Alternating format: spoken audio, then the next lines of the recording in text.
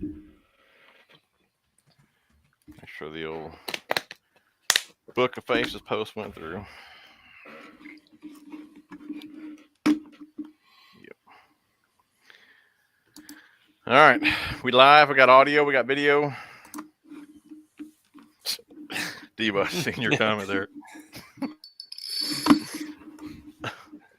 Yeah, we would have been on time, but we forgot to set the timer for old BassGeek. Should we vote on that now? Or should it be a 30-second or a 1 minute timer? Oh my You God, can't give me already 30 froze. seconds. I can't get the details in. Oh my God. I'm All right. froze already. Are we live? We got audio, video. Mm. I'm assuming we do. We lost Debo. Debo, where you at, man? Mailman, I am not in the bathroom.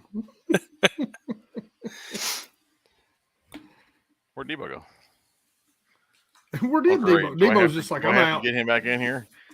I'm done. Because if I have to do that, I have no idea what I'm doing. Debo's just like, Can you just click the link again? Yeah. You can just click the link again? Okay. We'll give it 1 minute just for Debo here. Fish and fix. When will Debo freeze? About 30 seconds ago. Does he have issues with his streams freezing? Yeah. Does he? Quality internet out. There he is. He's back. He's back. I can't gab anymore. I was hoping when I come back he'd be gone. But... I would say I'm not the one with the internet freeze issues, but as soon as I say that, it'll be... It's not the internet. It's my computer. I'm going to have to buckle down and just get the new computer. I don't know why. Yeah, it always happens whenever you're like mid face. It's kind of like that's usually where it's gonna happen at. Yeah. I just noticed why did the names disappear? Did you notice that? Everybody's names gone. It's probably they were just on there before we went. Yeah. Are you guys see them on your end? Mm-hmm. No, I don't see them. I don't see them. I don't see them either. Well, I'm sure you guys recognize a couple of these handsome fellas. I gotta say, BassGeek, I think every time I see him, dude gets a little more handsome, you know.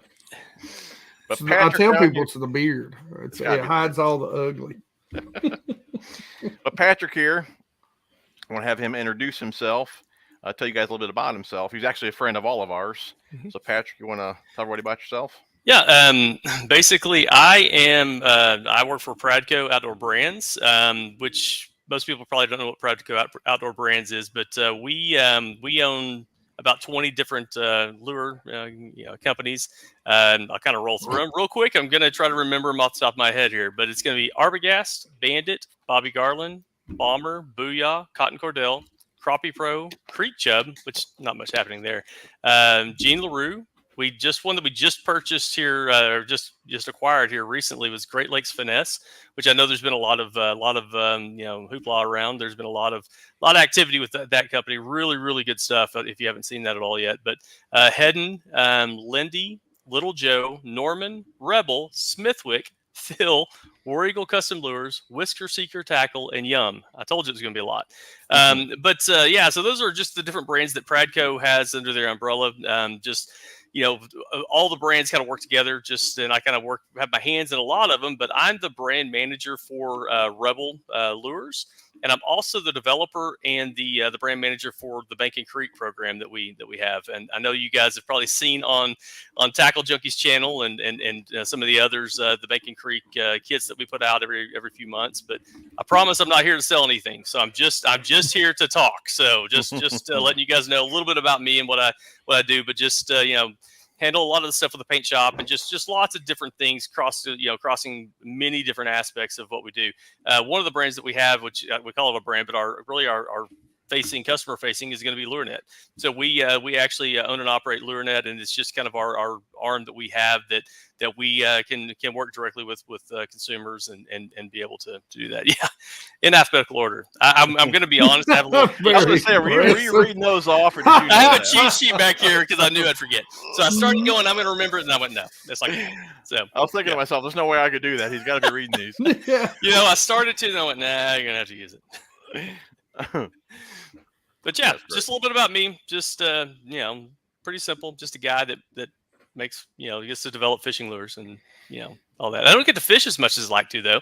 You guys probably get to fish more than I do. But yeah, it's kind of funny how that works. Right.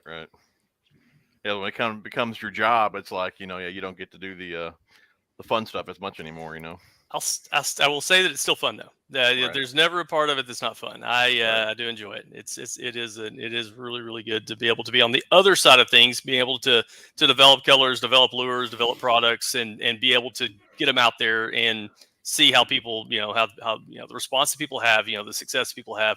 It's awesome. Just a lot of fun. Like, well, one of the things that, just to kind of talking about products, one of the things that I had, developed, I know, like I said, we mix among lots of different things, but I actually developed the Helgramites. So the Helgramite it was my product that I actually had brought out. Developed that, and then the Nedhead jigs that we just released, I think back in April, but the official release was back at ICAST in July. So, not been on the market a really long time, but it's really great because I am a Banking Creek guy myself. I come from a true Banking Creek space, and that's what I love. You can find me on a pond, in a creek, on a kayak. I know Debo, you and your kayak, we got to kind of get you out there a little bit more. But anyway, it's a good thing you brought that up because strategically my screen froze again, and that's the exact look that I make when somebody says, "Debo, you should buy a kayak. They're real fun." So I'm just gonna leave that. Were you mad or something? Yeah. I know. I saw the stone cold face. I went, maybe. I don't know. I thought he was practicing ventriloquism. This stream's not going to go too well here. But. No, we're leaving it, man. It's going to be resting Debo face, and it's. Well, you want me to remove it and bring you back? No, it's more fun this way. Okay. I might jump something out I here. want to throw out there too. Patrick had said he wanted to do a few giveaways for you guys. Yep, we got about 90 people on here already. So stay on during the stream. We're just going to let him run with it. Whatever he wants to give something away, he can. I think he's going to have you guys leave a comment. Yep. And then he's just going to pick a random comment. So make sure you guys stay on for the entire stream. One thing, to that point, one thing I'm going to ask, and I'm going to see, just to help me out a little bit.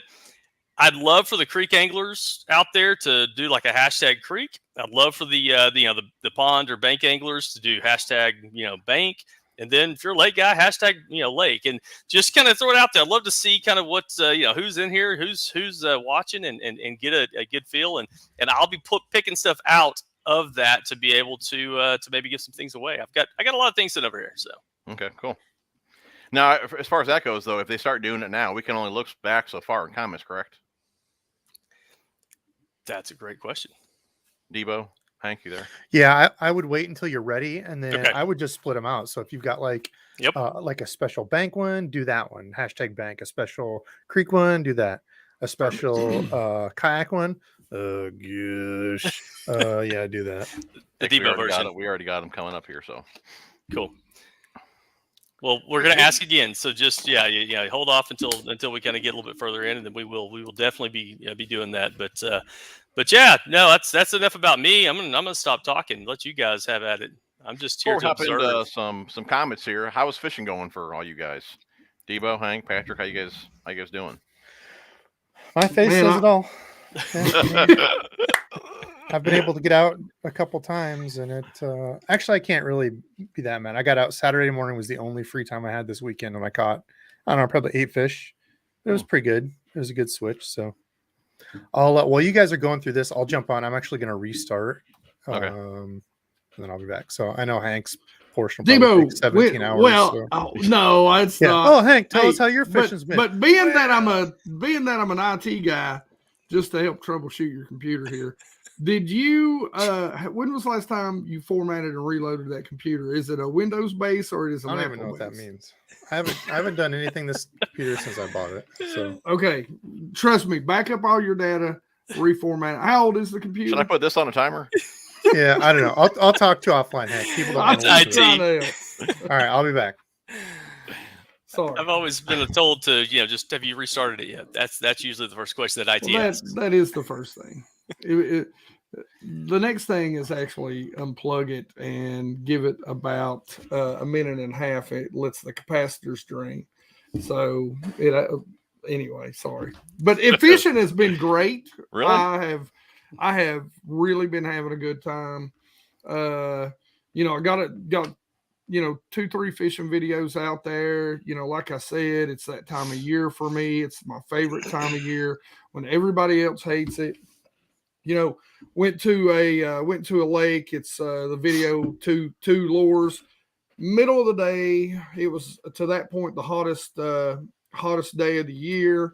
95-degree weather. And we were catching them over 50 and 60 foot of water on a head and spook and a prank. And you guys know the prank has entered the rotation for me hard and heavy. And, I kind of kept that secret for a couple of years, but because, not that I like to keep secret from you guys, but, right. Sometimes I can't have, some of the geeks out there just running out to those spots they know that I fish and wearing them out on my favorite lures yet. That prank is definitely a unique bait. It's not your typical bait. I don't think there's a whole lot else out there like it. Well, I know it's just, it's got such a great wobble action when you give it just a couple of cranks. And then, you got to get a little used to it. Like I said in the video, if you guys haven't seen it, man, I've got a real in-depth video on it. And, you can pop it, you can bloop it, and, watching it draw those fish up to it with the bloop, a lot of times if they don't commit, you just give it a couple of cranks and man, they cannot stand it. Let me ask you that. Now that you're really using the live scope a lot and you can see how they react, does it aggravate you more that you're not catching them because you can actually see what they're doing? I've had a lot of questions. Of course, you get a lot of hate. A lot of I ain't gonna say it, but a lot of certain fans out there that I think I might know who you're talking. Yeah. And look, man, you do. It's the first thing that you realize when you start looking at it is how bad you are at fishing. You trust me, you have not caught a 100th of the bass that is on your favorite spot that you catch bass in every single year. I was having a conversation with somebody the other day and we were talking about how, if you fish the same lake year in, year out, the same stream, the same creek, whatever it is, really, do you need live scope? I mean, you should know that spot, that, right, body of water well enough to where you don't. And it's like the lakes that I'm fishing right now. I know them well enough. I know what they're doing at every single point in time in year. But what really makes the difference is getting out there and seeing what you were right about and what you're wrong about. And that has really, like the amount that they'll move off of a spot but stay in an area. How far they'll move. The bait fish, learning about the bait fish has been incredible. And it's just, I love it. I'm going to get a shirt that says, I love live scope. If you don't. It's perfect. So, and Debo, he's been talking this entire time, just so you know. That's what I said. You hear when I jumped in, I said I knew he'd still be talking. So, Patrick, how's fishing been for you, man? Actually, fishing's been decent whenever it kind of cooled off a little bit. We actually had a little bit of a cool break. I'm actually in Northwest Arkansas, so up in the Fayetteville kind of area of Arkansas in the northwest corner. Right now it's it's been 102 degrees, so it's kind of gotten back the other way. But it's really been good. Fishing deep. Doing a lot of curly tail worm and just some of the your Texas rigging. That hot summertime type fishing that you do. It's actually been pretty good for the most part. It's probably been my slowest year to date. I mean, it's been pretty rough, but you guys know how I am. I mean, I have a hard time putting down crankbaits, and I know that's my problem. But it's like, and Patrick, we've talked about this. It's almost like, finesse is becoming king. Just with all the pressure the lakes have received. How I like to catch them, I just can't catch them anymore that way. So I have no choice but to pick up the spinning rod, or I'm never going to beat Big Mike anymore. Yep. All those drop shotters out there like Debo. It's you Is that? I didn't know if you're frozen again or not. No, I I was hoping it would. I waited. I gave it a second, but it didn't. Yeah, all that finesse fishing. No, yeah, no, it's amazing. With this year, I know every year ICAST is kind of more of a commercial side. It's more on the fishing side, but really everything at ICAST for the most part was either really, really, finesse or really, really, really big. I mean, it was the two ends of the spectrum. The middle wasn't really represented very, very much. So, that's a lot of what, the industry is going to be looking to push towards in the next couple of years. I think you're going to see more of it coming from the manufacturers. So, gotcha.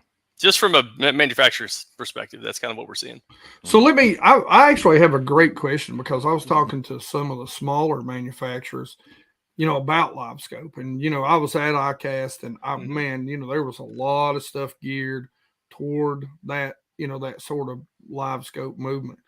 And, I had one manufacturer really say that LiveScoping is actually hurting sales and manufacturing. Like, if you're selling kind of traditional baits, that they're not moving as well as they have in the past. Yeah, because sorry, I thought you were done there. But no, I think that's kind of, I have to cut you off because we don't want you to just keep time. Yeah, we got the timer going. You're buzzers. No, but I think that there is some truth to that, because honestly, it's changing up the way that a lot of people are fishing. There is only a certain segment of anglers that are out there using LiveScope. We got 4 guys on here, and one of the 4 has LiveScope. You don't have LiveScope on your Pelican yet, right? No. So at this point, it's something that there's a smaller portion of what it is, but as that technology gets cheaper, as there's more people doing it, it's going to be more noticeable, and you're going to see a lot more of those products coming out. That's something that the industry pushes forward a lot of innovation, and you'll see things that are directed from manufacturers, but we also respond to innovation. So going in and saying, what, this is where fishing's going. This is something that people are wanting and demanding. It may change up some of the different products that are new products coming out will be more geared toward that direction. You're going to see more and more of that type of stuff happening. I know that, we've got the forward facing sonar, which I think we were one of the first ones out there with a product that had, really hit that space. We kind of hit the timing right with that, whenever we hit it. And so, there's going to be more and more of that stuff coming out from us and from other manufacturers too. So. Cool. Joseph Keller had this question up here for a while. Why do hard baits come with such a hefty price tag? What factors contribute to the relatively high cost of these fishing lures? I can answer that. That's and it actually, and honestly, that is something that you would be surprised and shocked at how manual the process is. There's not a lot of automation that's in the process of making lures. So, we're not out, whittling, balsa like they used to do and getting, balsa lures going, but the process itself is all still very manual. So each one of those lures that you go on, you buy it out of the package, somebody has taken 2 halves of that lure, put weights inside it, put hook hangers in it, put all of the things together on it, sonic welded the 2 pieces together, taken it, then it has to be ground down to smooth it off where the weld is. Then you go back and you have to go through the painting process. And so there's a lot of hands on it. There's a lot of hands. There's a lot of things that have to happen. There's a lot of stuff that it just costs money to do with hands and feet being able to move it around and to make it happen. Between that and the putting hooks on and putting packaging it up, getting it in, getting it all into to where it can be distributed and all that. So and I get it. I buy lures too, and I see that that's something that man, why is this thing $8 or why is this thing $25? Right. Which again, there's it just depends on what you're buying. A lot of our brands are opening price point brands, and so a lot of the things that you do see from the Booyahs and the some of the Rebels and a lot of those are going to be the ones that the price point is a little bit better, and that's kind of where we live for a lot of our brands. And it is everyday anglers type stuff. So.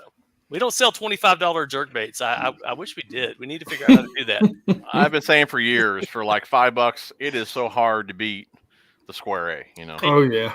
And that one's going to be probably $3.99 at some point in the near future. I'm not kidding. Yep. Even better. So just saying, don't tell anybody. No. All right, David's got a question here. What setups do you use braid backing and run a leader? I personally don't run any leaders. I'm not a leader guy. but I like to run braid backing. I used to use mono backing for years. I think it was Aaron Martin that did the video on braid backing, and once I tried it, it's hard to go back to mono. I really feel you get a little more distance, not much, but a little more on the cast. I think it's just less effort to cast with braid backing as well, just to get this lighter. But if it's like a 70 size spool, I won't even add backing. But if it's just like your standard, 110 or 120 yard spool, I always put braid backing on there. Usually about 40% backing and about 60% mainline. And cheap mono, it'll break down too over time. Braid, you can just leave that crap on there forever. Yep. So, I think you ask 4 people, you may get 4 answers on that. That same question. I know that me personally, I do a leader on everything. I do, and I'm kind of weird because I am using the 110s, the little bit deeper spools. And so usually what I'm doing is I'm doing like a 30-pound copolymer underneath braid attached to that, and then I'll have a 6-foot leader on the end of that for fluorocarbon because I personally like the fluorocarbon the way it works. The braid makes it float. You kind of get the balance of a little bit of both worlds there, but there's no right or wrong way to do it. I think it's just a matter of personal preference. Right. Yeah. Me, like I'll do on my casting rods. Generally, it's back into straight fluorocarbon or monofilament if it's topwater, but I fish clear, really clear lakes, 12, 15 feet visibility. So I don't want to take a chance of that spaghetti noodle getting seen. And then, now on my spinning rods, I'll have, straight back or straight braid to a leader, but my leader generally is at least a minimum of a cast and a half. So, Hey Jim, you just had a guy up there that just said he took his 12-year-old son out and fished. I think you had a comment up on there. I want to do a Banking Creek kit to him if we can. Let me find where that was here. Sorry, it's just one of those things. We're gonna throw that out real quick. We're gonna go and give that away real quick. I know it's just like straight off. I'm saying I give it to him, but we're gonna be just doing some stuff here, in during the live. If you guys don't mind, nobody minds free stuff, right? And Ralph, man, I do appreciate the $10 donation, buddy. Let's see here. Hope you're safe out there too, Ralph. Yeah, he just moved, didn't he? Cali, yeah. Where was that comment at? See, now I'm making you work. See how that works? Out to Cali, you're gonna have to get you some big swim baits, big glide baits out there. I think that's about that's kind of the what everybody uses, right? That's kind of the nature of that California fishing. Yeah, big old swim bait, that's for sure. Oh, yeah. All right, Steve Smith. That's who you're talking about? Yep, that's it. All right, Steve, and I'm familiar with him. Steve, you want to have them email me or email you? How you want to do that? Yeah, have them email you if you don't mind, and then just forward me the information. That way, I'll just get it out to them. And like I said, I'm unbiased because I don't know anybody, so it's All right, Steve, you got a little package coming to you, buddy. So just go ahead and email me after the stream, and I'll forward your info over to Patrick. The other guys are going to be a handful of giveaways tonight, so make sure you guys stay on the stream here. If you guys see any questions you guys want to answer, just let me know. Give me a timestamp. Yep. This might be a good one for you, Patrick. Are there any differences between Square A and the new Gen 2 5A? As far as the differences, no. It's basically we were able to reduce our costs in the manufacturing process. There's not going to be you really shouldn't see any differences with the way they fish at all. Cool. So I know that some people start seeing a lower price come out on something. They go, "Oh, it's not as good as what it once was." That's truly not the case on this. It's just that we were able to reduce our costs and we pass that along, just making sure that we rolling it out that way. One I always like is when it's a company we're talking to, what's like your top 2 selling baits? I know for you it's going to be hard because you've got 37 brands you need off, so not each one, but like, are there 2 that like consistently stand out? Like honestly, and I think this first one probably will not be a surprise to anybody. The Yum Dinger is probably one of the best sellers that you're ever going to find out there. And I think that's probably true. Doesn't matter our companies or any other companies. I mean, we sell a lot of Yum Dingers. And there's a reason. Yum Dingers are great. I mean, they work and they work in, so versatile to use them so many different ways. It's just a great bait. The next one in line, man, it would be kind of hard to say, but I would say you might be a little bit surprised, but I think it's going to do more with volume. We sell a ton of Pond Magic, but like spinner baits. So and it's in Booyah. So and I'm not saying that that's the next one up, but I would say that that's one just for volume wise. That's one that we just sell a lot of because the everyday angler like myself, that like a lot of the people out there, it's a much more attainable and usable type product for multiple different, you can use it in the lake, you can use it in the pond, you can use it in the creek. And so you've got a much larger audience that's going to be purchasing that product. And it just is a great little spinnerbait. It just works really well. I won't say that that's number 2, but that's up there. It's a one that we sell a lot of that product. It's just a good product. So. I was going to say a pad crasher or a spook were going to be my guesses, but yep, the pad crashers are definitely some of those that do really, really well as well. And the spooks, the spook line, heading they've got all three, the super spook, the junior, and the boyo, and between all three of those, we sell a lot of those. A lot of those definitely move. So even the Zara, the Zara puppy and the Zara spook. So lots of good products there. Robin asked about old school perch color from Headden. Any chance that's coming back? Color. I can check on that. I will definitely I can look into that. Is that one that's been recently taken out, or?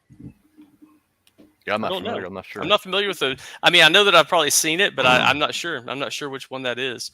It's one of those that if we have enough demand, and that's where getting these kind of comments, we have enough demand. That's something you may see in the paint shop, or something you see as a bring back that we can get and say, hey, you know what? Let's bring this back for a limited supply or something. So I love getting this kind of feedback of things that people are looking for, because it helps us to say, hey, what do people want for those types of spaces? So well, you know which one I'm waiting on. I'm not going to say nothing.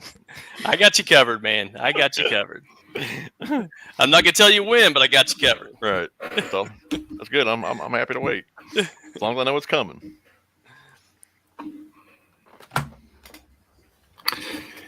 Oh, I love the Dizzle catch a fish.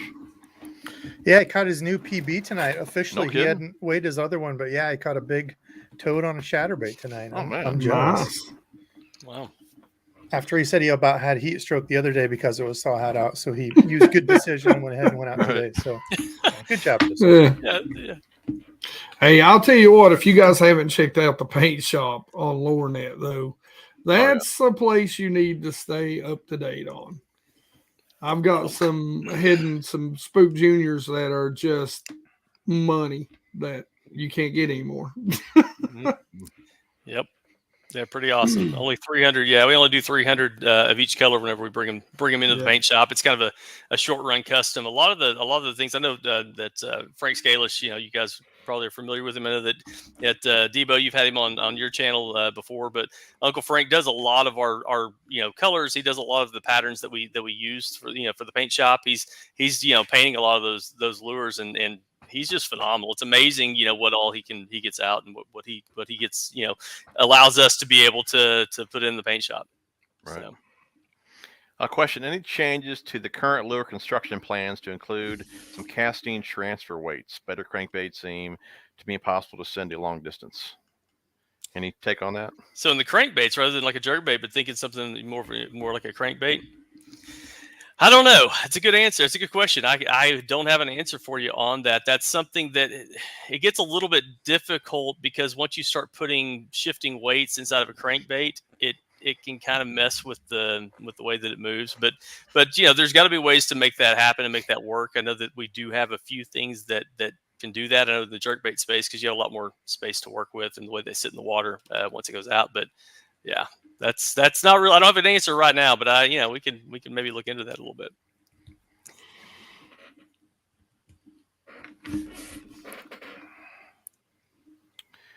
Okay, mailman question for the 4 bassmen. Preferred swim jig and trailer brands. What you got? I'm not going to answer first because I'm biased. Oh, you're going with the mobster, right? There you go. And I got videos. It's probably 10 years old. One of my go-to, and it's not really even considered a swim jig, but with a tapered head, it worked really well. And I liked it because it had the double rattles, and that was the Booyah Boo Jig. Oh, yeah. Oh, yeah. Still a great one. Yeah. Yeah, I use that one. I use probably the Picasso Straight Shooter Pro. Those two are my go-tos. Yep. Jig trailers. Really, a grub is probably my go-to. Really? Go-to For trailer. a Yeah. swim jig? Yeah. That's old school. I'd probably just say some sort of paddle tail. Mhm. But the only time I throw a swim jig, though, is like spring, shad spawn, right around that time. Mm-hmm. For me, I actually use a thump and dinger on the back of mine. Again, it's a brand. Yeah. I go that way. But the thump and dinger, I cut it down. I actually cut it down to where it's a much shorter, profile on it, and throw that on a swim jig. And I probably caught more fish with that combo last year than probably any other lure as far as largemouth go. It was just, it just seemed to work. I've thrown it this year, haven't had as much success. So I don't know if it was just a seasonal thing or something with last year I don't know. But just for whatever reason has not caught them as well. I'll tell you a good trick to do with the thump and dinger, by the way. Put it on a shaky head. And when you're fishing steeper banks or like bluff walls, is don't just hop it, but kind of hold your rod slightly up, just slightly up, and let it pendulum back down just a little bit before you let it stop. Sometimes that slow drop and that tail and that contour, man, it'll get you clocked. Yep. I'd say mine is probably I don't know. I would say now is probably my the hybrid grass jig from Do It, just because I can make a bunch of them and lose them and not feel bad. But I think my all-time favorite probably would be the paddle tail, the Reaction Innovation Skinny Dipper. I think is probably has caught the most on a swim jig, or a Rage Menace. Mm-hmm. That used to be all the buzz, and like now nobody throws it. Or I shouldn't say that. You never hear about it. So again, ebbs and flows of lures, man. Spinner baits didn't get talked about much. When the whole chatterbait craze took over. I feel like now we're seeing on some of the tournament stuff more spinner baits coming back. Oh yeah. Maybe that's kind of the deal with the swim jig. I don't know. Scott Square is hard to beat for shallow cranky. Very durable. Doesn't hang up all the time, especially for bank fishing ponds. I agree, man. Absolutely. What was the new fat one? I had that out the other day, and that's one I honestly had never thrown. That just came. The new colors came out. The Norman Fat Boy. Fat Boy. Yeah, that was one I had never thrown. I like the Norman stuff, but I think that'll be another good bank fishing crank. Yeah, it deflects really, really well. Weight rides in the water. It actually does a really, really good job. Gets through stuff. Does Booyah still make the small spinnerbait with the extra weight behind the head? The extra weight behind. Yeah, I don't remember that one. I don't. Is that one of those burners? Was it a? Something kind of like the Screaming Eagle style, or something that's going to fit like that. Right. Yeah. It was one of those more compact that had the stuff that went back. Yeah, I don't remember Booyah making one like that. I don't think so. I don't think we do. We might. I'd hate to say that we don't, but maybe it was the War Eagle, one of those finesse. Mm-hmm. I know that the War Eagle, we've got the Screaming Eagle. That's that seems to be the. Keep kicking my table. It keeps rattling, moving around here. Sorry. The Screaming Eagle kind of. If we did, I don't know that we don't. I don't know that we do. So we'd have to look and see. But really a lot of that spinner baits, for any kind of burn-in, definitely the Screaming Eagles, the way that we probably are pushing most things. One I really like from Booyah, and I do believe it's discontinued, is the Vibraflex. That was one of my favorites for a while. Yeah. Yep. You should have bought more. I know. That's why I did the video on the prank, man. I was like, I've not heard anybody talk about this. I'm like, okay, we got to talk about this. I'll say that the prank, and like I said, we don't have to talk about just Pradco, because I'll be honest, I have other lures from other companies, because lots of companies make great lures. Yeah. So, but as far as the prank goes, I think it was misunderstood. I think that the prank itself was a misunderstood. People didn't understand it. It's different, and it's just something that I think you putting content out there and people seeing that, they realize, oh, that's a great way to utilize that. And it's good to see that, because sometimes from a manufacturer perspective, it's really hard for us to get that message out there and explain to people very well, how do you use this product if it's different, if there's something not straightforward with it. Well, like I said, I bought me a few just to test, and immediately I was like, I've got that prank in the boat. And I'm like, they're not committing to this walking bait. I'm like, let me see something. And I went, tuk, tuk. And I seen them coming, and I went, wham! I mean, you could still see them just right under the surface. It's awesome. That's cool. It's fun. You got home and ordered about 50 more. Oh, yes. All right, what lure from LureNet line is good to use on a herring lake? Oh, man. You got herring? You got herring up there? I fished down North Carolina, South Carolina. I fished some of those lakes. I mean, it depends on, everything depends on what time of year. But I mean, if you're fishing, if you're fishing, the Spook Juniors one, the Spook, the Prank, especially when they're up on the shoals, pushing, oh gosh, is it Booyah? What's the Booyah soft plastic jerk? Soft plastic jerk? Yeah. Not Booyah. It's got to be Yum. Yeah, Yum. Sorry, yeah. Yum. So this just like talking about this little fluke style. The Houdini shad? Yeah, the Houdini. Yeah, we got a couple of different ones. Yeah. You got the Houdini. One's and then the spade tail, right? Yep. One's called spade tail. Yep. And you can plop it out. Yeah, you can adjust it. Yeah. Those are great. Yep. It's good. Absolutely. The Scottsboro, you never go wrong with a swim bait, depending on what you're doing. So hate to keep hitting you with all these questions, Patrick. No, I like it. Hey, this is great. You get it from a different perspective from the other side, so it's good. How much does it take to keep a color? Wow, that's a hard question to answer. And it's just really depends on. It's all about sales, and if it's not something that there's high demand on, it's going to get replaced with something else that is. It's at the end of the day, we love making lures, but it's a business. You know what I mean? And that's just kind of and if it doesn't make sense to continue carrying a product, if either they're not being purchased in the stores, or we're not getting them pushed through through distributors, it's really hard to keep colors that just don't sell well. So.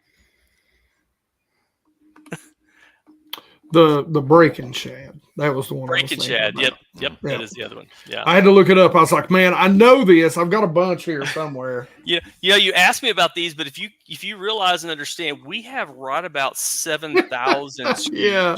I mean, between all of our brands, we literally have about 7,000 SKUs. So it's like, okay, I can keep up with all these. I can't tell you every single product that we've got.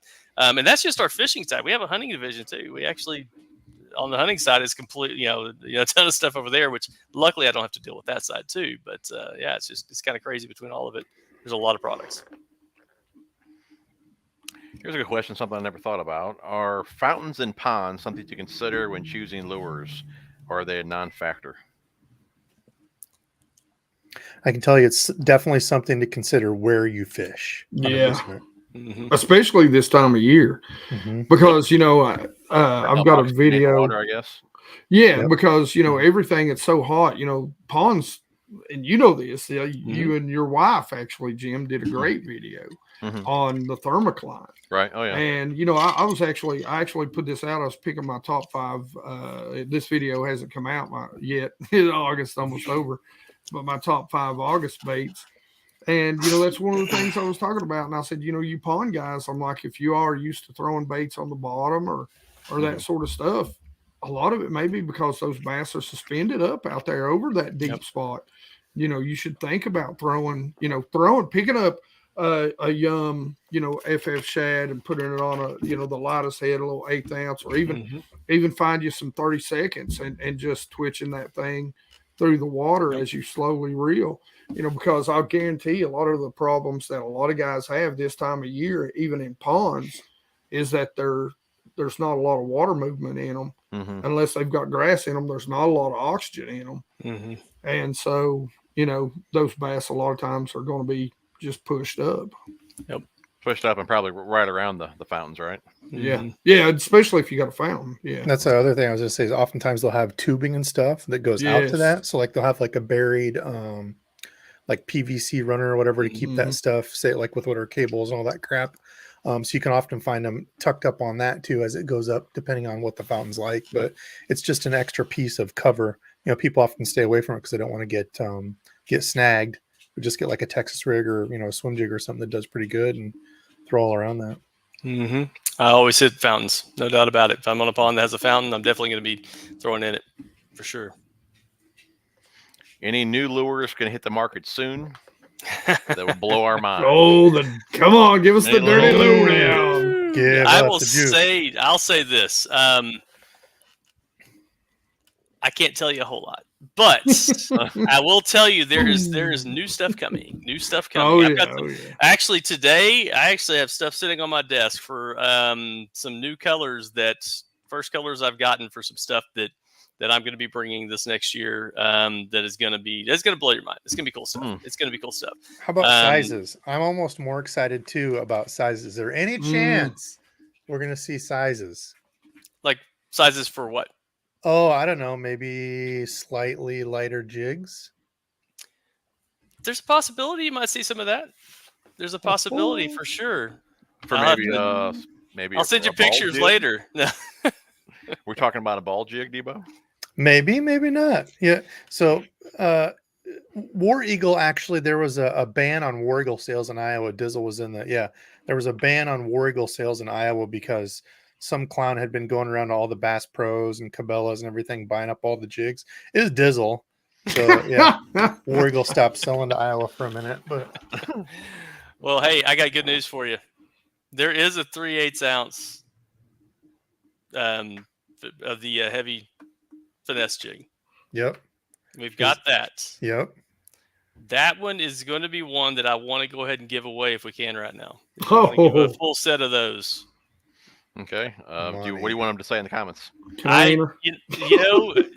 We can go in there and say hashtag War Eagle. I don't know. Let's do something fun there.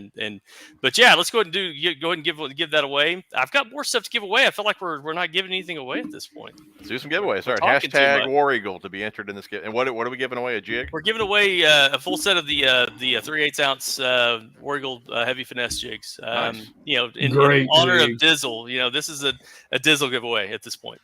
Okay. Full set of jigs. Got about 150 people on here. So since people around the country couldn't get them because they were all sold out. Hopefully someone in Iowa wins so that they can actually get some up there. That would be perfect. Woo!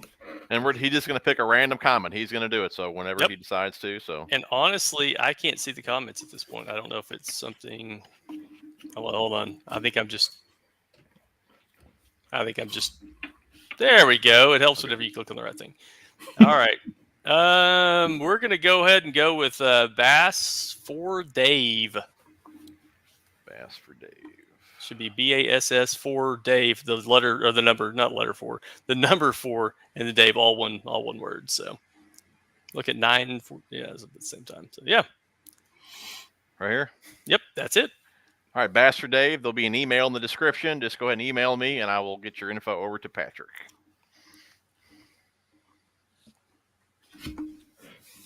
Very cool. So does War Eagle only sell on one side of the state of Alabama? The other side refused to buy it. just wondering. Yeah, you can't get them. Yeah, it's really tough to sell them in the on the other side of the state. Yeah, you'd think so, wouldn't you? Yeah. I think War Eagle's good enough that they'll still buy it, but they just hate themselves after they get done. Yeah. They won't. They refuse to say it. Get it out of the packaging really quickly. Yeah. Yes. Like this is a roll tide, heavy finesse. That's right. So. All right, go-to techniques for successful topwater fishing. Any tips for selecting lures and effectively working them to attract bites? What you guys got? Obviously, if there's a mat, we're going frogs for sure, right? I would say whatever your topwater is, mess with your cadence and retrieves. I feel like so many people get in zombie fishing when it's a topwater and they're so worried about working it that they just get locked into like if you're hang fishing 75 feet of water from topwater, you've got a much slower glide. You better put me on a timer on this. Can you imagine? I'm gonna let everybody else answer. I'm sitting here like this going, oh my God. Can you imagine having live scope though with that 70-foot? Oh gosh, that'd be awesome. Dude, it's so fun. Like I can literally tell you right now the limit of like where they're at. I literally will pull up to fish and I'm like, oh, I believe I can catch him on topwater. I know what the limit is now.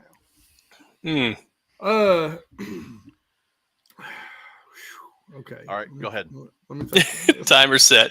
All right. So listen. Number one, we're going to talk about buzz baits. Buzz baits to me, you're throwing up shallow. Yeah, that's the jig of the bass fishing topwater world, in my opinion. Buzz bait is made for big bass.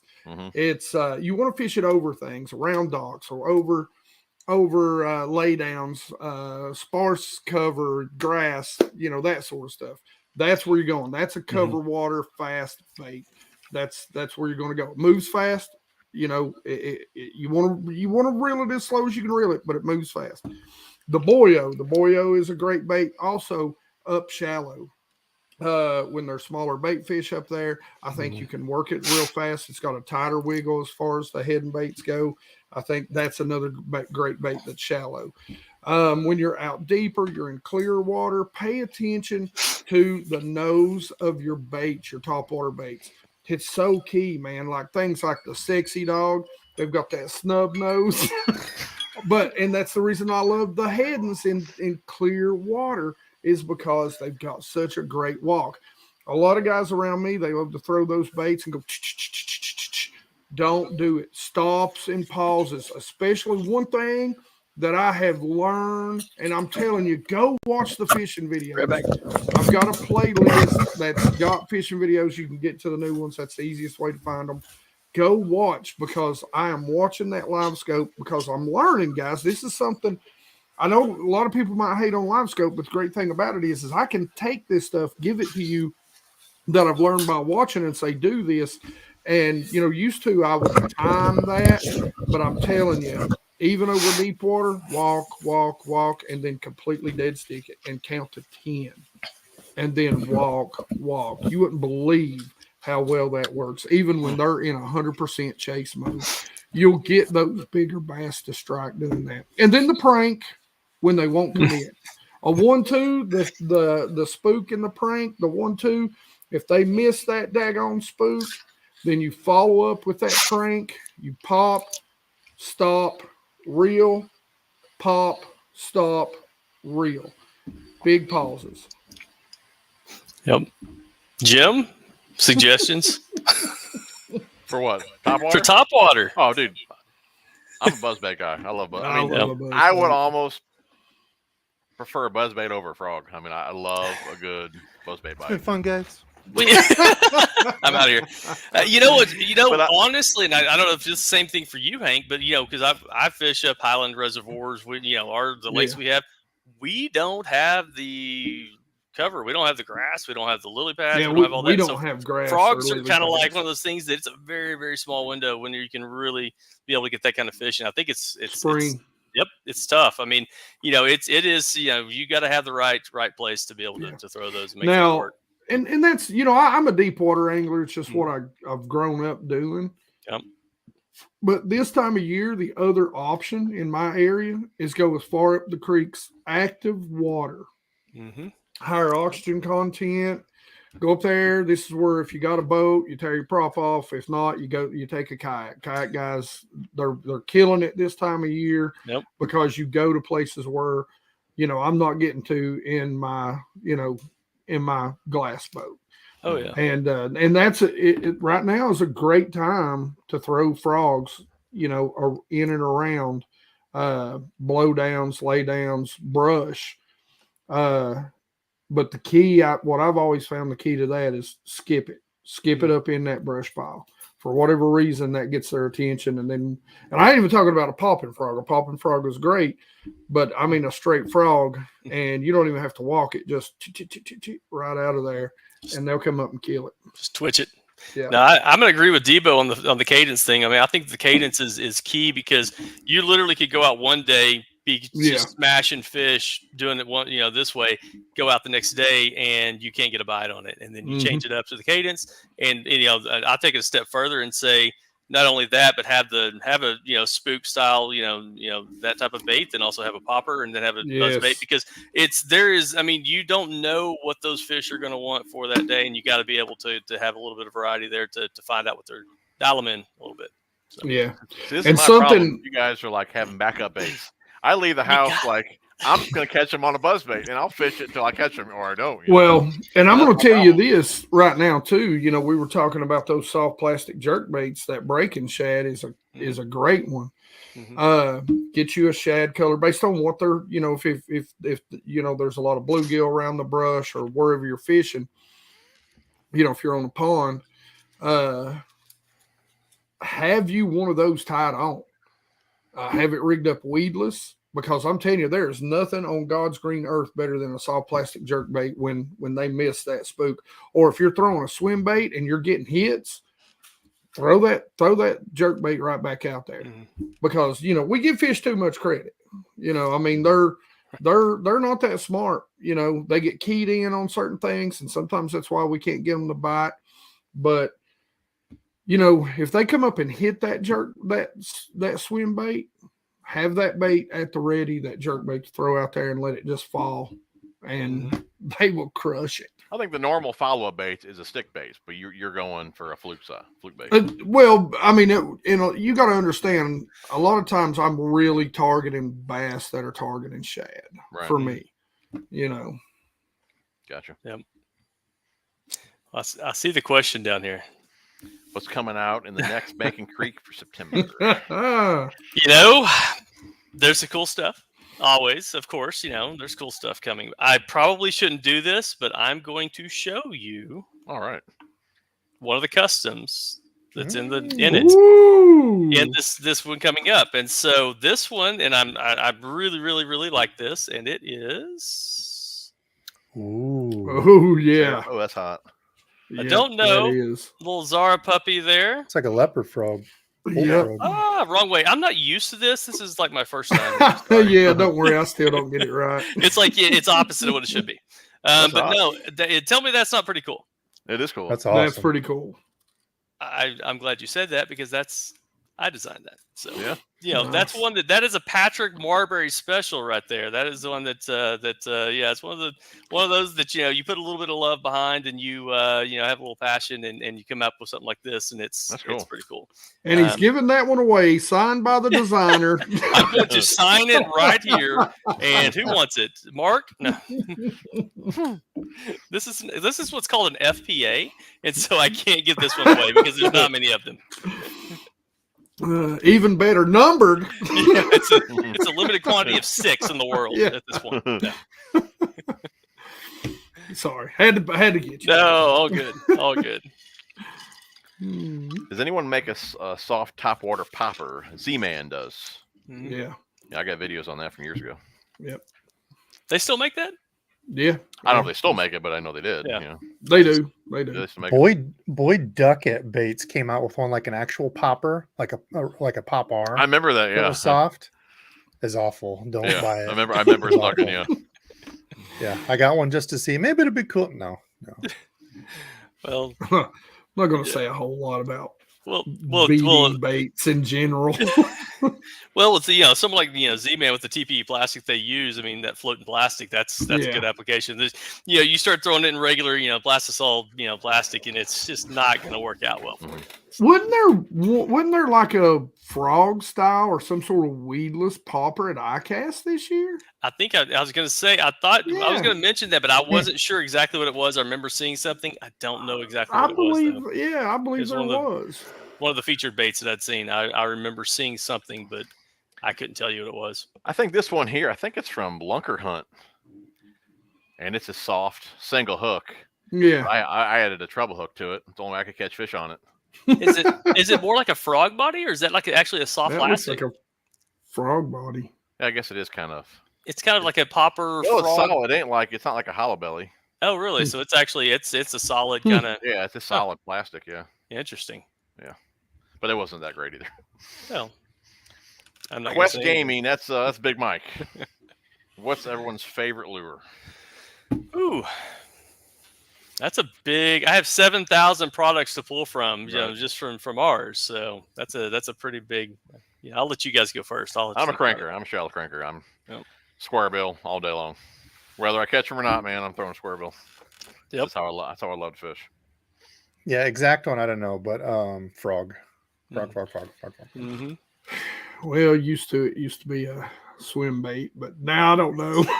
I like things not are a swim bait changing anymore? so Oh my God. much. I don't know. I mean, if I had my way, it'd probably be a swim bait, probably a top. You know what? I'm just going to commit to it. It's a head and one knocker and pearl melon, period. Right there it is. I can even give you the color. Yep. Speaking of which, since I got you cornered, Uh-oh. how about a head and pearl melon in both the prank and the junior? I would very much appreciate that. You know, remember, I asked first. If for a prank in this custom color, you're going to have to commit to a certain number of them purchased. That's all right. the only Listen, thing. I'll do 5 videos in a row showing that lure. No. Yeah, well, we'll have to see. I basically have the last 5 times I've been on the water already. Well, that's a good thing. That's a good thing. I love it, though. Favorite lure? You said frog? Mm-hmm. All right. I'm going to say, and this is just because I'm a little bit biased. I'm a creek guy. I'm a pond guy. I love the Helgermite. I love fishing it. And I don't even have to say that it would have to be the Helgermite. I just love fishing a Helgermite. I think that it's, definitely that is for what I do, that works really, really, really well. So, and I have a little place in my heart for it. So. I like the Helgermite. I don't fish it as much as I should. Yeah.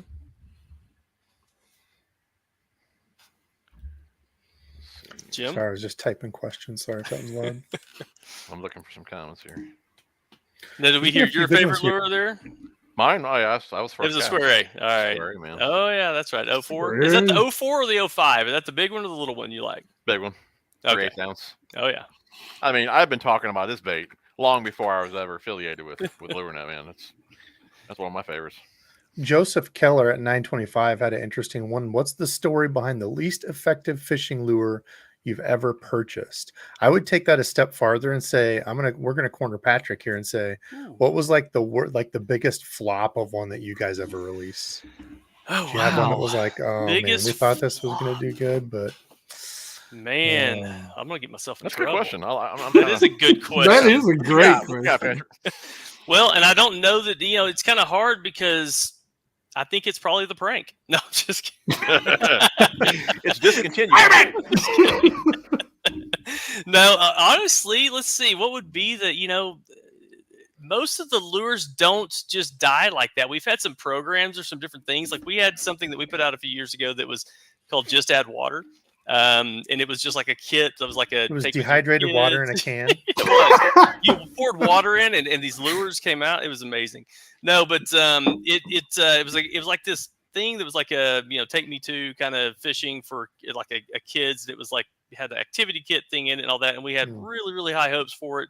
And I think it was just something that we put a lot of energy into, and it absolutely bombed. And it was just one of those things that it wasn't either the right product, right time, right market. Don't know what it was, but it was like we really thought that it would be something that would do well, but it just didn't take off with consumers. But that does happen from time to time. Luckily, we do try to put a little bit more energy behind it to make sure that we know that we're gonna, I do product testing on stuff and get it out in front of guys like you all and say, hey, what do you think about this? What do you think before we get too far down the road? Because we don't want to be putting a lot of stuff out there that's not going to be successful. So makes sense. Yep. No, any chance you would ever collaborate with a lure painter like Debo for signature designs? Could be fun. You know what would be cool if we all could come out with our custom color. In the square. Let's talk afterwards, and we'll make that. Yeah. You said it now, man. Yep. All right. Let's do it. I'll give an idea. Yeah, I've already. It has to be something other than a prank. It has to be something other than a prank. I'll listen. They've done got the Topwater colors I need. And plus, I can't even color inside the lines in a color book, man. I won't make you paint it. Yeah, you just tell me how you want it to look. You definitely don't want me painted. Well, Debo is going to have purple on it. It's the only thing I know with Debo. Right. I mean, it's going to be purple of some sort on it. There will be some purple involved. Here's I'm mad my at that. deal. Just make me a soft plastic in some sort of shad shape that is smoke or clear. That's it. I'm good to go. Simple, easy. Yeah, there you have it. Yeah, That's we have to. I'm gonna it's be a little, honest with little you. too opaque. Yes, I got That's too a much. little too Yeah. white. It's Well, too shiny. yeah, that's why you like the FF Sonos so much. We got that, the sight Mhm. minnow. We got that Yes. clear. Yeah, you got some good ones Yes. in there. I Yeah. want one now. You guys, one of my favorite colors. What is it? The clear blue something. Gosh, I'm off. Oh, with the Pro names. Blue? Is it the Pro Blue or the? It's the one that's really clear. Is it an FF Sonar? Is it one of the FF Yes. Sonar colors? Yeah. All right, hold on. I'll find Yeah. it. No, right go now. for it. Because I know that I think it's probably going to be either Pro Blue or there's a couple. So, but yeah, there's some good clear colors in the Sonars.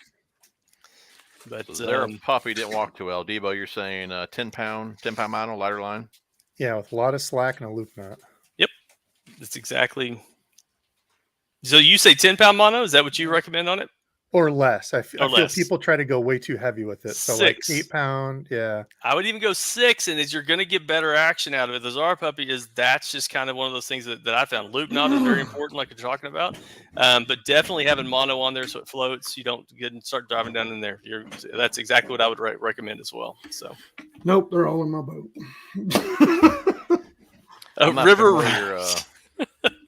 I'm not familiar with this here. Head and River Runt. Rerun? Oh yeah, that's a throwback right there. The River Runt was kind of some of the old head and lures. The old metal lip, if I'm not mistaken. I think it was the one that had it comes out and it bends down. Yeah, it's kind of a unique shape to it. But yeah, no, those are some cool old lures. We used to have some old like field mouse. It was like a mouse lure, and there are all kinds of different ones. You have any field mice? No, the old head and sign.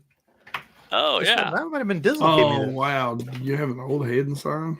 That's cool. I had to seen his on-air sign. That's pretty neat.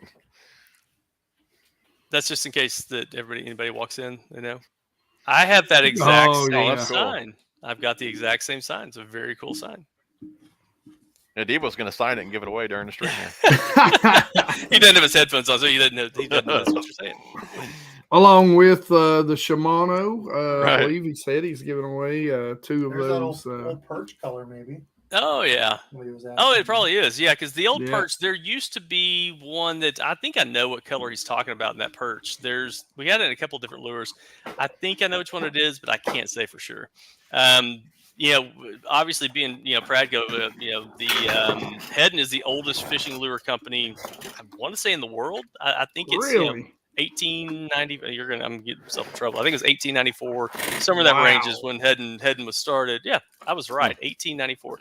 And so we actually have some of the old original Hedden stuff, like packed away in a secret vault somewhere. That's some really, really cool stuff. We need to break some of that stuff out and show some of that stuff off. I think might be cool videos.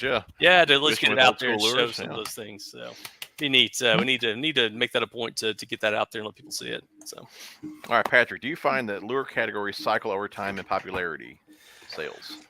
Lure categories. I guess depending on how I read that, as far as brands, categories, are you talking about more like, verticals of lures, like finesse versus crankbaits like versus styles, I would think. Yeah. I definitely think so. I think that and I'll tell you this, if fishermen that are out there haven't figured this out yet, fishermen are always looking for the next best thing. They're always looking for something that's going to catch the fish, because fish get used to it. It's like chatterbait's phenomenal product, but it probably worked a lot better when it first came out than it does right now. And it kind of goes back to the fish kind of get used to seeing and hearing and recognize sounds and movements and all that stuff, and things become less effective over time. And so I think it does ebb and flow, like you're talking about the spinner baits kind of making a comeback. They've kind of they weren't going as many of them out there, people weren't using them as much, and so people start using them again, and you start catching fish on it. You know what I mean? So it's just, I think so. And I think that's really driven by that aspect of it, that fishermen are always kind of revolving and looking for something else that's going to catch fish. So, those questions coming at you too, man. It's just your bait. Hey, I love it. I'll tell you 10 different ways to fish the Hellgrammite, but application specific. I'll give you even an example here. So if we're going to talk about like largemouth lake fishing, a good friend of mine that is a kayak angler, does kayak fishing tournaments with me. I wasn't able to fish in the last tournament. He did. He came in 4th place, and I think if not the majority of his keepers, I think he said the majority of his keepers came off of the Hellgrammite, drop shotting it in 30 foot of water, clear up by the dam on Beaver Lake. And so a lot of people, that's not how we've even positioned the Hellgrammites to be fished as a drop shot bait for largemouth in the lake. But he caught, I mean, he came in 4th place in and these are good anglers. These are good anglers in this tournament group. And so that's one application if you're looking for it in that space. I think clear water works phenomenal. Smallmouth, if you've got a lot of large smallmouth, it does really, really well for smallmouth, lake smallmouth, and as well as creek smallmouth. But generally, whenever I'm fishing it, I'm actually throwing it on a Ned style head. I personally like a Ned that's an offset shank, because in the creek, and if I'm have it going through moving water, I generally prefer to have an offset Ned. It's kind of like if you think about the Do It mold that has the flat nail head style, with the offset shank. Love that type of Ned head. And that's, if you're going to find me, I'm usually using a 1/16 ounce Ned head like that, bouncing it through the creek, bouncing it through any kind of current, and just absolutely killing them. So I like to drop shot it. I'm with you. I think the most productive way that I've used it has been drop shot. I throw it on a Ned rig a whole lot, but I don't know what it is. It just seems like the drop shot seems to catch me. Ned for me. Bigger fish. And I would say don't limit yourself to creeks with it, because I think people hear Hellgrammite and think, oh, it's a creek lure, but it's a perfect imitation. We have those big crawfish hatches around here. It's a bunch of little tiny craws, zipping around. And I mean, when that fish sees that, it's not going to know, oh, is that a Hellgrammite or is that a crawfish?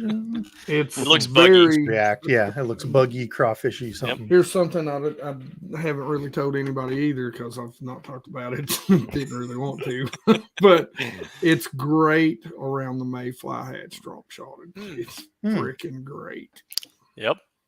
Now, nobody knows that. Everybody completely forget that. I hope it froze up while I was saying it. Well, I know that Frank Scalish, he's had a lot of luck actually up north, Ned rigging it and drop shotting it up on the big lake. I think on Erie and some of the lakes up there. So I know that there's a great application for it for doing Ned rigging, drop shotting. Just kind of fishing it that way and getting it in front of a lot of smallmouth really do like it.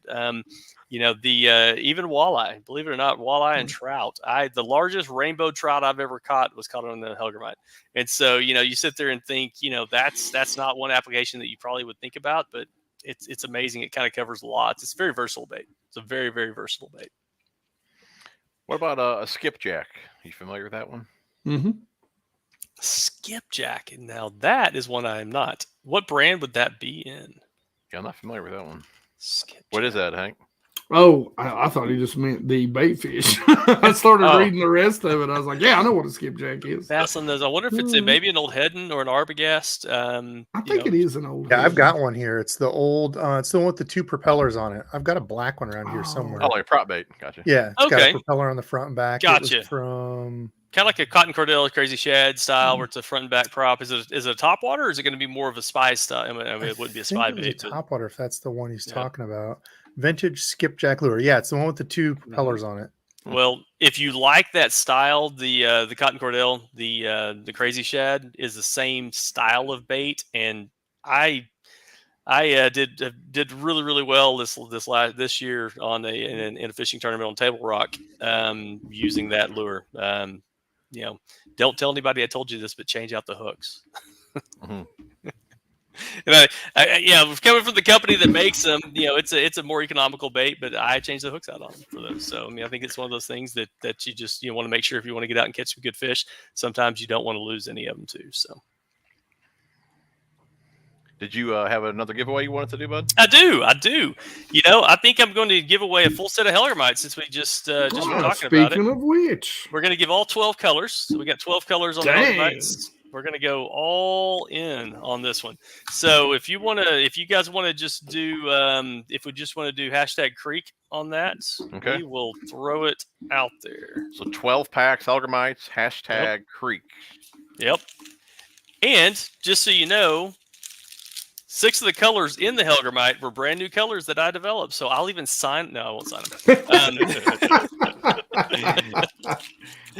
You can, think. I'll send you my own stash. So at least, maybe that'll make it, work. And out. Debo, you didn't have your headset on. You're signing the head and picture and giving that away too. Oh, hell no. I think that was Dizzle. I'm pretty sure Dizzle gave that to me. Oh, He found it somewhere. I was like, I got a present for him. Like, yeah, this is cool as hell. I got some cool decorations around here. I need to move around. I have another Lunkers one that he gave me that's like old. I don't know what those are, but I like those old stuff. All right, let's see here. I'm going to go through here real quick. We're going to roll through, and we're going to give away those 2 Mad Matt Fishing. Mad Matt, that's cool. I know him. I'll highlight it here. Hopefully you can. I don't know if you can see that or not. Nope, it won't let me.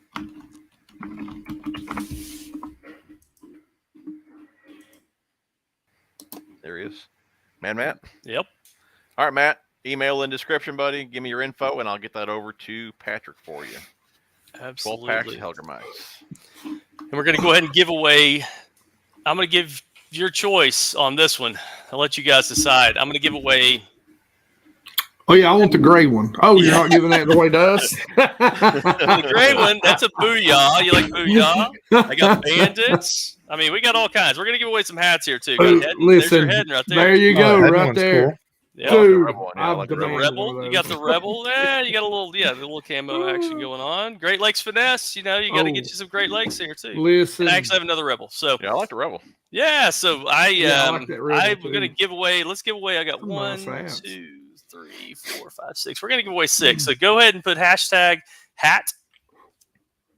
Now, is this 6 different people or one person? 6 different people. Okay. Wow. All right, I'm putting it in right now. Yeah, go ahead. Yeah, go here. Clear out the BassGeek one. Yeah. Clear shad. Oh, crap, what I do? That was the color in the FF minnow.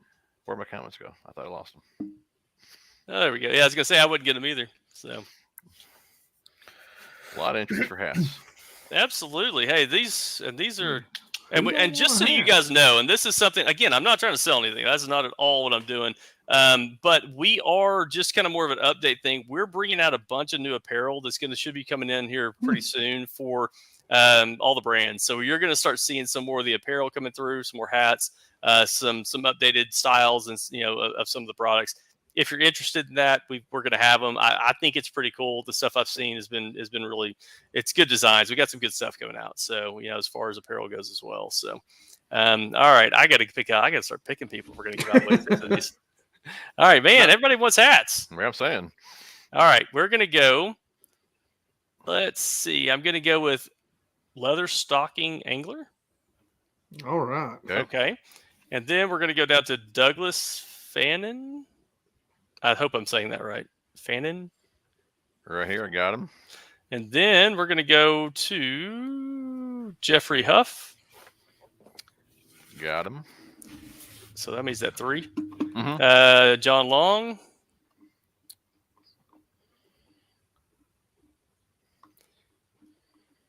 You got John. He's a little bit further down. Right. Yeah, I got him here. Okay.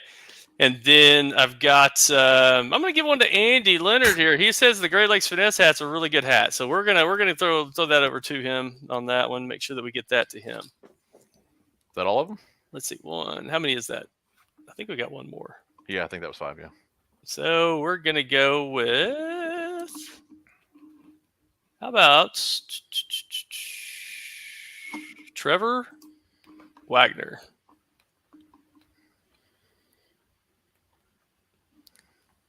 And this looks like BassGeek. Is he what? No. Yeah. Winner. I have to give a special shout out to Lucas Flint there for saying hashtag crick. I agree. They're called cricks, not creeks. Crick. No, man. No. It's crick. It's the same debate with crawfish or crayfish or. Yeah. crawdads, bugs, mud bugs, whatever you want. I think you could probably go on all day. Different names that people have given to them. So I believe that was 9 giveaways total. You did 3. Yeah. Yep. Okay, so I'm looking for 9 emails. So everyone that won, make sure you guys email me, and I'll get your info over to Patrick. Yeah, that was very, very nice of you, man. Oh, yeah, that's awesome. I'm glad to be able to do it. I love getting on here and being able to talk a little bit about what from the manufacturing or the lure side, development side, kind of get a little bit of information of what's going on and be able to answer some questions. Because we don't get a chance to have direct interaction with with consumers a lot of times. So it's great to be able to have that dialogue. Is there any questions that you want to ask the followers that are on here? Yeah, I would love to. This would be my one ask from you guys, being the Bacon Creek guy. I obviously I'm passionate about it, but I'd love to see in there if you could put a comment in there if you love creek fishing, if you love bank, lakeside, lake or pond fishing. I'd love to see that so that I can know who you are and know who's out there. And so that would be great for me to be able to follow up and look at that and kind of get a good feel for you guys that are out there and loving some of the the Bacon Creek products that we have coming out. So let us know where you're fishing. Me? No. One funny question that I saw before, and this would be kind of a spin on it because I don't remember it exactly, but they said, what was? Do you have any funny stories behind picking a color name? Or I would even go as far as saying like picking a bait name. Was there any behind the sscenes of like, what in the hell are we going to call this thing? And it's like, oh, you have no idea. It's you sit there and look at it and go, because I had 12. Okay, 6 of the colors that we had for, say, Helgramite, for example. Helgramite's pretty straightforward. It's a Helgramite. But the color names, right? I named all the new colors. I picked the colors. I developed the colors, decided what colors we were going to use on these. I named almost all of them. There was one color that I didn't name, which my boss, his name is Chad Warner. He's like the main product manager for kind of over everything. Great guy. I have to say that he's my boss. No, he's a great guy.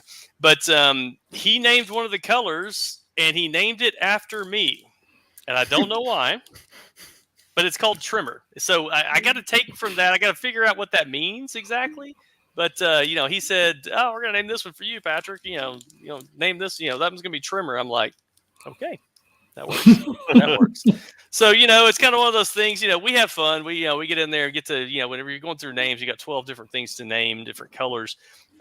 It can get a little daunting because how many different lures lure colors are out there, especially soft plastics. I mean, how many sexy shads in the world can you make? How many, you got to start coming up with something that's going to be a little bit different. With my new project I'm working on, I had a bunch of different shapes to name and then also 20 colors to name. And doing that all at one time, all new colors. Every single one of them is a new color. That was a chore and that was a task. And so, doing that, I actually started reaching out and said, okay, I need help. I need you guys to help me name some of these things. We're whiteboarding it, trying to go through and, this is what I think the color is going to look like. Let's come up with a name that's going to fit for these. So yeah, it does. It could get very, very, mind numbing if you're doing a lot at once. So one bait at a time, it's not bad. You can come up with something pretty easy. When you start doing lots of different ones, it starts getting a little challenging. Yeah, I can imagine. Yeah. So it's fun though. At the end of the day, it's still a good time. Oh, that skipjack. He said it was made by Storm. Is that the one you seen, Debo? Oh, I don't know. I just looked up old skipjack lure. Gotcha. It didn't say who it was from. I guess that'd be kind of hard for you guys to bring back if it was from Storm. Well, yeah, that would be tough. But Storm, I don't know. I guess they don't make that anymore. I don't really know a lot of the products that Storm makes, honestly. I probably should, but I don't. Well, guys, we want to wrap it up, or no? I'm waiting for questions. What? You're questions. The ringleader. Yeah, that's kind of what I'm. Well, we're so far. Questions would be so far back. I don't know if I can go all the way back there. So we have all the people are talking about where they're fishing.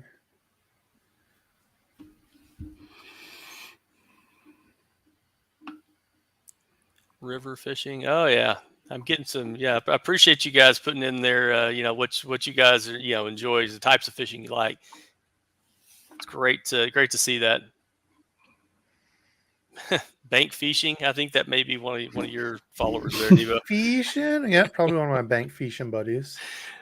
I appreciate that. Somebody else in here said come out with a color that's root beer. Yeah, I can also get behind that as well. I told them about a half hour back looking for comments. I tell you what, you guys leave some comments or some questions. Yep. We'll each pick one more. Yep. And we'll all answer it, and we'll call it a night. By the way, did anybody notice the comment that it's Bassin with Big Malone's birthday out there? Oh, happy birthday! Well, happy birthday, birthday, Malone. I a name that I see a lot actually. I see that that handle come up quite a bit. He gets around. He gets around. Yeah. Old Dirty Malone just going all around the old channels. Yeah, he's going to be on. Did we get that booked? I'm going to pick his brain on some stuff. Yeah. September 2nd. Here's one that comes up a lot. Let's do this one. Here's one question. Favorite budget reel, $100. What you guys got? I got a couple in mind. I would say it's a toss up between two. I've said it before. SLX or LFS, I think, are the top two on the heap. I'm going SLX or I'm going Pro Qualifier. Yep. Shimano. Pro Qualifier, yeah. I think that's a 3. Now, that dual braking is pretty awesome for $100. On a reel that price, it's pretty impressive. Yep. Now, I will say this.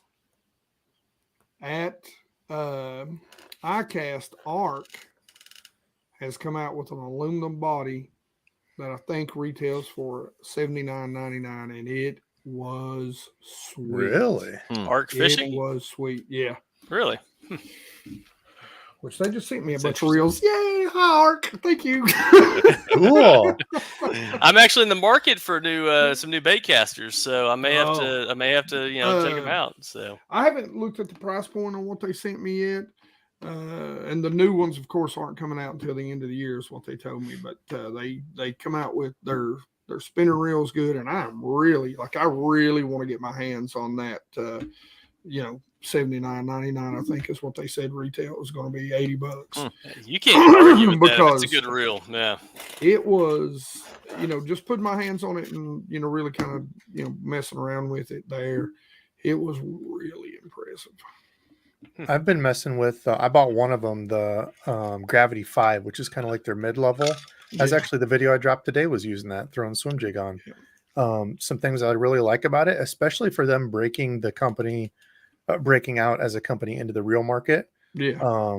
With that, I think says a lot. I don't know how they went through design and all that, where they're made, but they look good.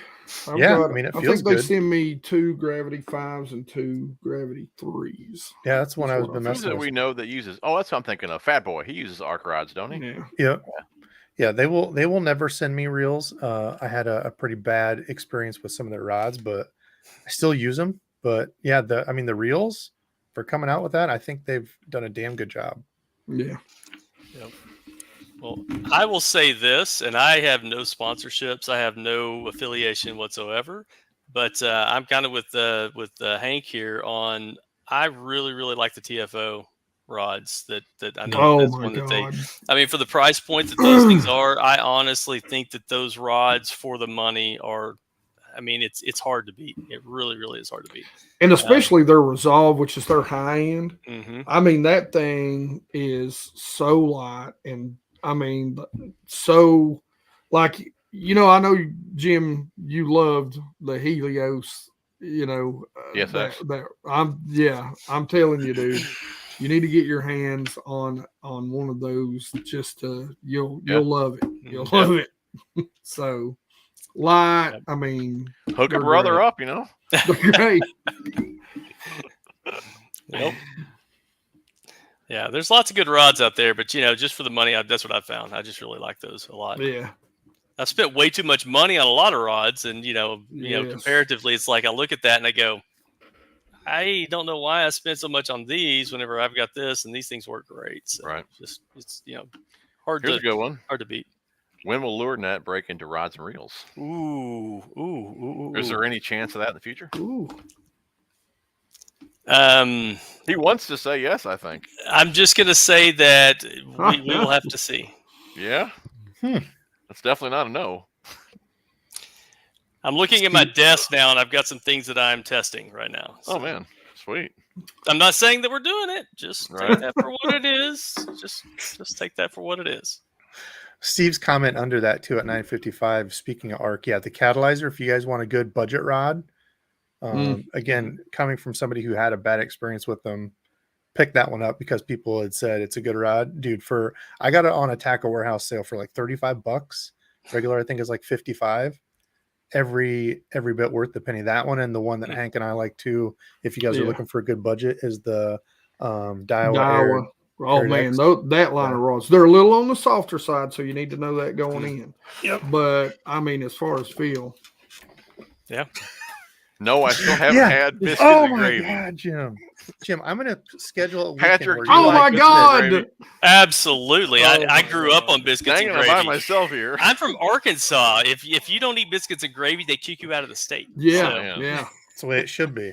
Man. Hey, actually, I've got a little bit of an announcement to make, and it's not about biscuits and gravy because I do love them and I do eat them regularly. Joseph Keller at your all's 955, my 1055, right under the ARC catalyzer up there. He's asking, have you ever considered participating in a fishing related charity or event? And I'm actually going to be emceeing a charity tournament September the 11th on Douglas Lake.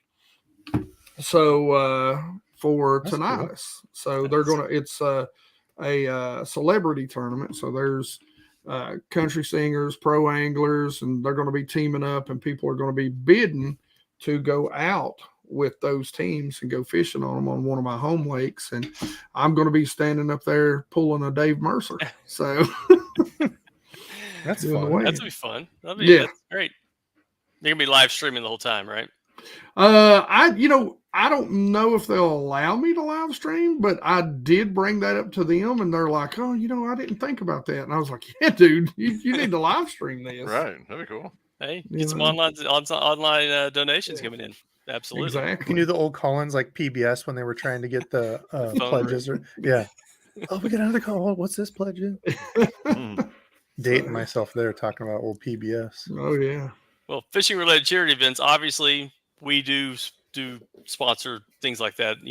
Definitely do for different events and different types of things. So yes, we definitely do that. So I know we did something. I think you're St. Jude here. I think within the last few months, I guess maybe 3 or 4 months. We've done something there. But there's been a lot. There's a lot of good events. We always are wanting to do philanthropic type things and just do whatever we can. So. All right, I've one more question here. Philanthropic.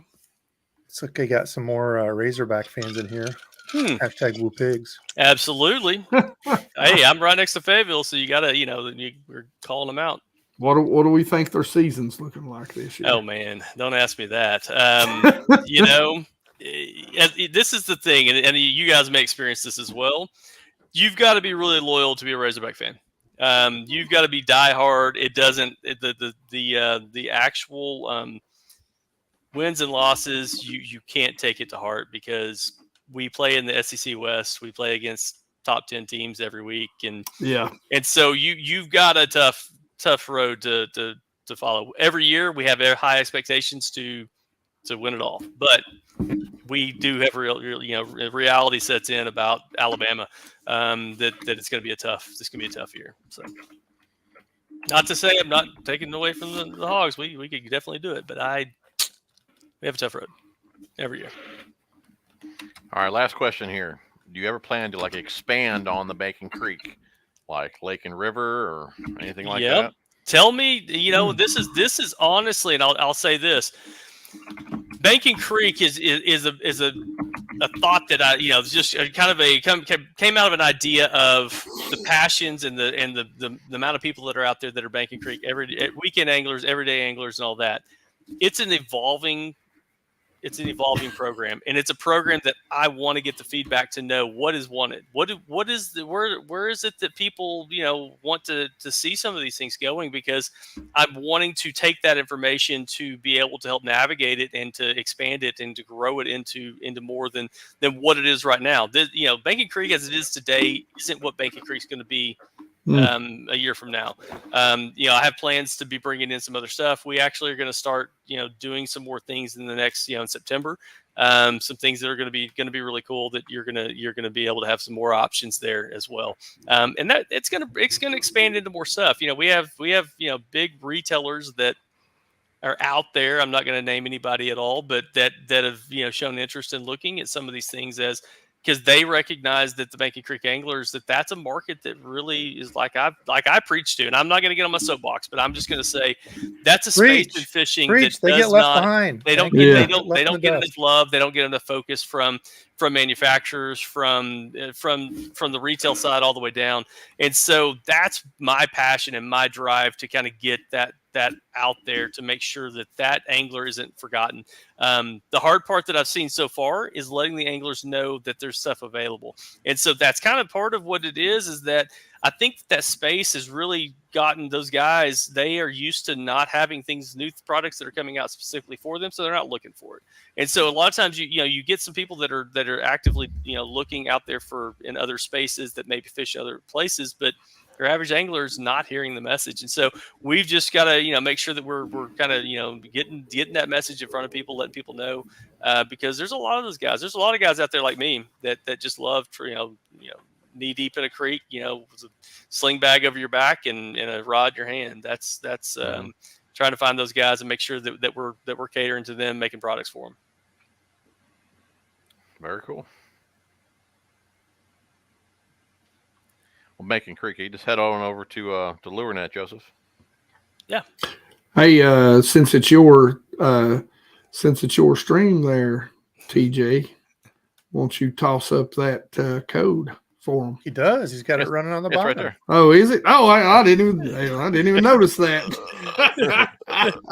It's only you been might over want an to hour and a half. remind everybody that it's down there. We have there's a tab at the top that says Banking Creek. It's specifically a section made for the Banking Creek space and for those anglers, for the products that we're building that product, product line out more and more all the time to try to bring more stuff in there. So use code TJ81. There we go. 15% off. Well, guys, let's go ahead and wrap it up, man. It's been a great time. You guys hung with us for an hour and a half, so really appreciate everyone tuning in and everyone that's going to rewatch the stream. Really do appreciate that. Big shout out to Debo and Hank and Patrick. Yep. Obviously, follow my guys on YouTube and Instagram, Facebook, and all that. Patrick, anywhere that you want them to follow you or LureNet?